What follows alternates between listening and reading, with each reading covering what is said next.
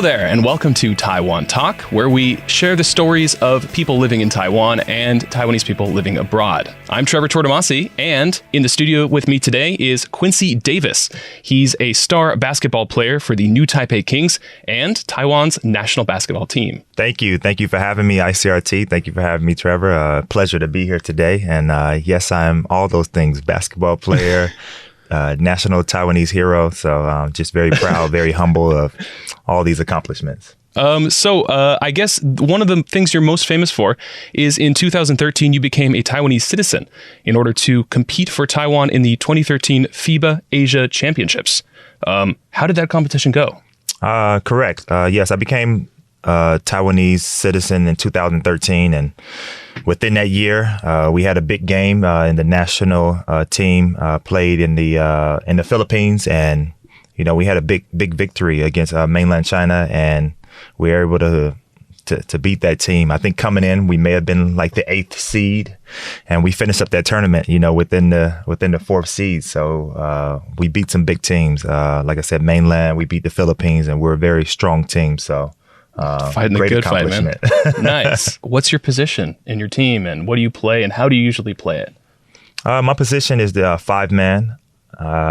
I think my role now is to be a leader by giving as much passion to the game and showing my experiences through just hustle. Like I said, I don't really speak the language, but the body language and my attitude towards the game really carries over. I mean, people can see passion in your eyes. People can see the love for the game. That's my role, is to stay positive.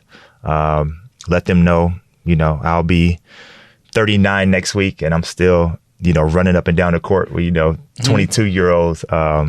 Those type of things. Yeah, those type of things, you know, really carry over, and people are really inspired by that. Is it much different playing in Asia than it was when you were playing back in the States? Absolutely. Especially not so much in Asia, but in Taiwan specifically. I think the basketball culture still has a lot more growth to be done, and we're getting there, especially with this 2013 game. I think it really changed a lot.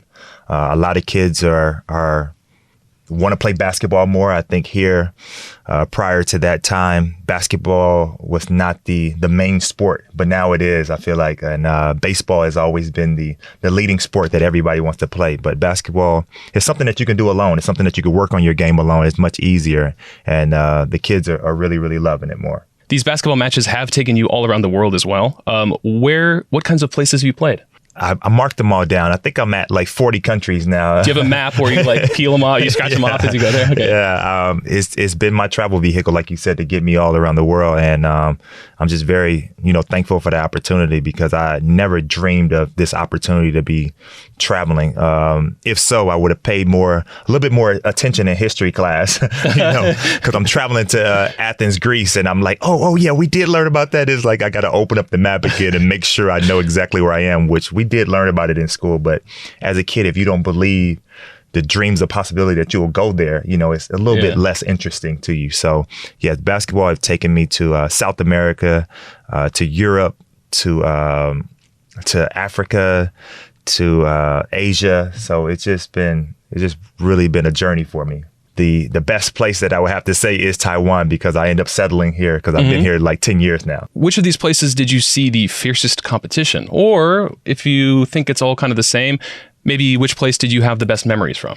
The most fierce competition would probably be in Venezuela when I played there, because it was still the culture there still wasn't regulated as far as safety.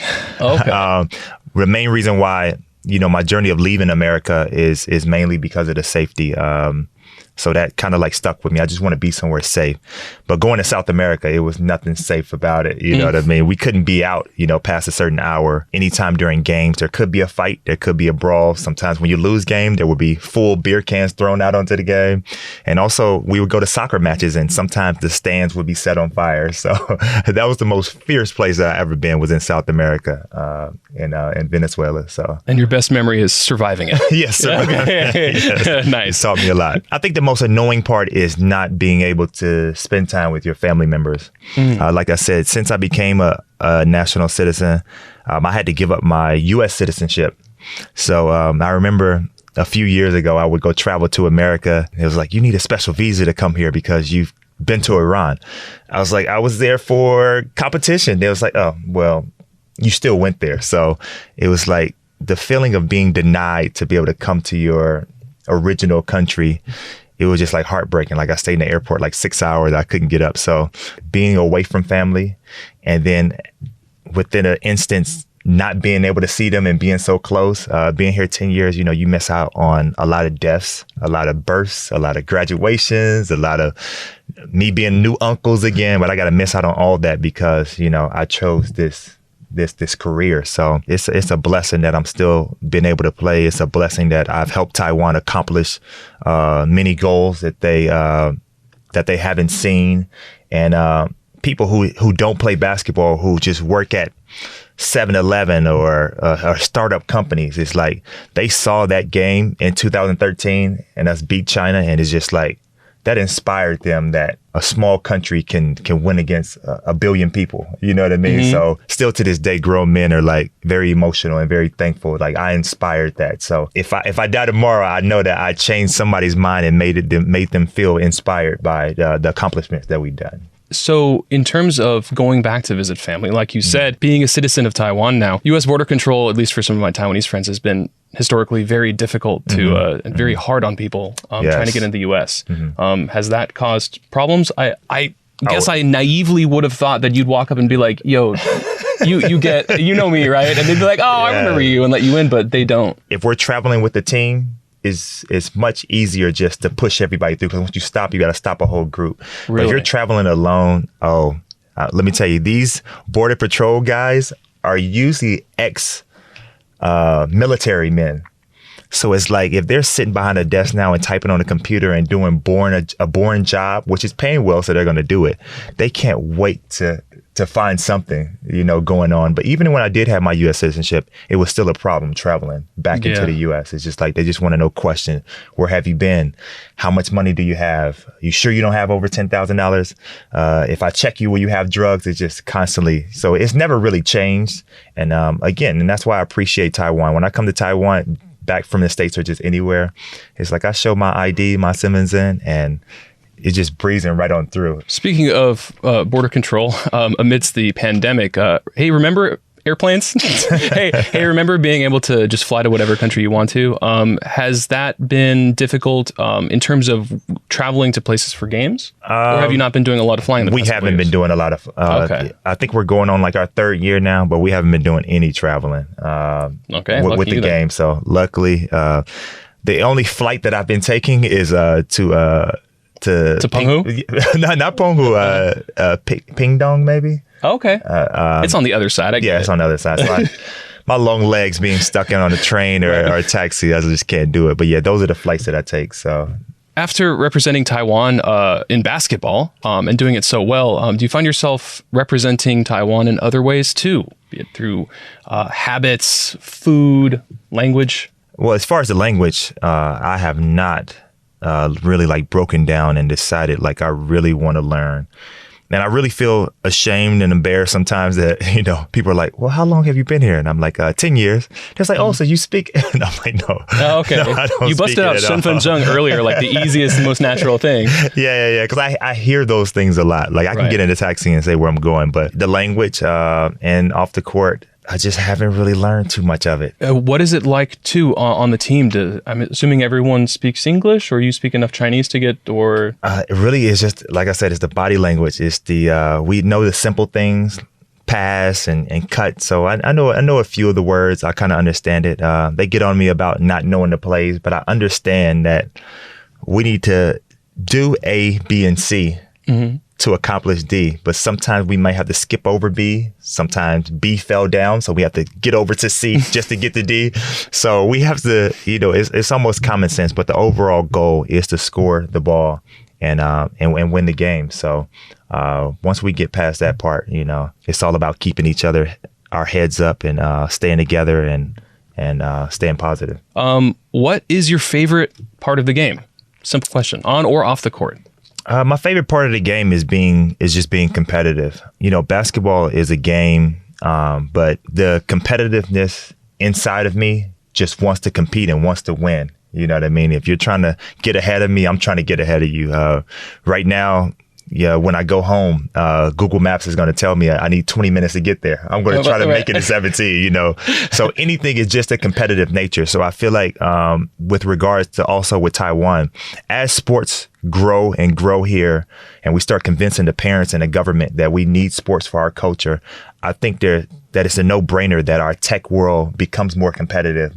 Any innovative things that we do becomes more competitive, because when you travel to other countries like Korea, Japan, and China, it's no secret that their tech, is very competitive, because these guys treat sports as, the real thing, like a war, a friendly war. So that's what I love about sports. It is a friendly war that no one has to lose their life, but it's very competitive. Everybody's in tune and just very passionate about it. So. Okay, so I have a weird question. When I was growing up, my uncle, he is about 135 centimeters tall. He played for a team called the Hollywood Shorties, and they played against average-sized people. Right. It was for fun, but it was also like really fun to watch. And it got me thinking, what do you think feels the same about basketball, no matter who's playing it? I think the constant, the thing that we have in common, no matter how tall you are, how short, that's the beauty about basketball, is that you get to come out. If you're working a regular job or just dealing with things in life, being able to step out on that floor, exercise and run and yell and pick your teammates up and win and lose together and compliment each other, that's that joy, that brotherhood will, is always going to release the stress and help you to have a better day at the end. And you're burning calories. So with sports, no matter how tall you are, how short you are, it can be played. And you realize that, I'm going to need me a big guy who's overweight to set a good screen on me, because I can make the shot if he sets a good screen, or if I can get it down there into the post, he can still be able to score. So you start realizing that, hey, we're all different, but we still need each other at some point during the game, to accomplish our goals. So, again, that's the beauty of sports, is that we accept everybody and understand that everybody is different, but we're the same in loving the game and competing together and working together. Also, you playing one of Taiwan's favorite sports, being a role model, it makes it easier to guide young minds into doing cool stuff. They lock in to whatever I'm telling them. And maybe because I'm a little bit tall and I'm hovering over them, but they lock in and they really listen. I think my obligation as a role model is to not just be a basketball player, but show people my struggles, my success, and just share my stories, similar to, what we're doing now. So it's more than basketball. So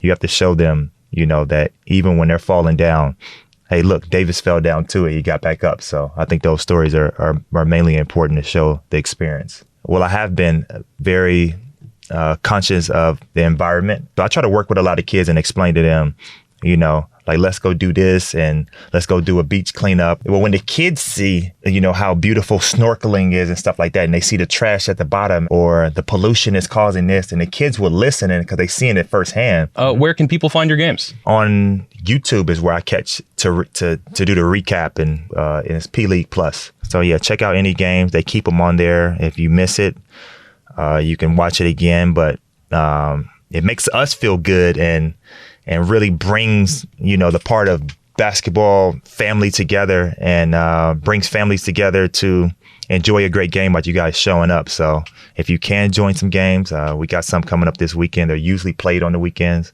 And yeah, just bring your family out, come enjoy a good game. We're representing cities now, so which is a great thing. Good. It's like, I just want to come because my grandfather is somewhere, my parents are from this city. So it's like, let's get together because we're gonna go fight against the next city. So yeah, I saw you wearing a Taoyuan Pilots jersey at some point. Yeah. So last year I played for the Taoyuan Pilots, and I was with that company for pretty much the whole time, for about 8-9 years. Okay. But now I've moved to New Taipei City, so that's where you catch me. But no matter what, just come support Taiwan basketball. You said you have a restaurant open. The restaurant is open.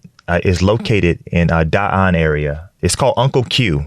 Heck Uncle yeah, Q. it is. And I was inspired with the name Uncle Q because, again, ever since this 2013 game, I'm walking the streets, I'm out in public, people have their babies and they're like, hey, take a picture. That's Q Susu. So it's just really, again, it just warms my heart, again, because I have 9 nieces and 3 nephews at home. So the comfort of the public telling me that I'm an uncle to their kids as well is kind of, filling that hole that I can't see my kids. So it's really a humble experience. It really feels good to be an uncle to somebody else if I can't be it to my biological family member. So I decided, why not name it Q Susu, because all these kids have been watching me and calling me their uncle. So. All right, there you have it, folks. Quincy Davis playing for the new Taipei Kings.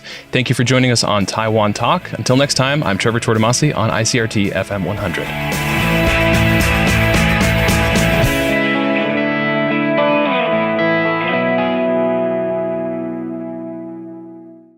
Hey there. I hope you've enjoyed today's episode.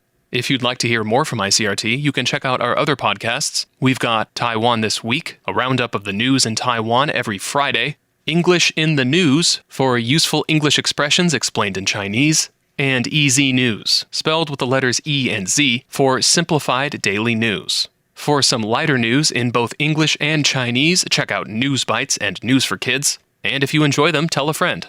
Thanks for listening.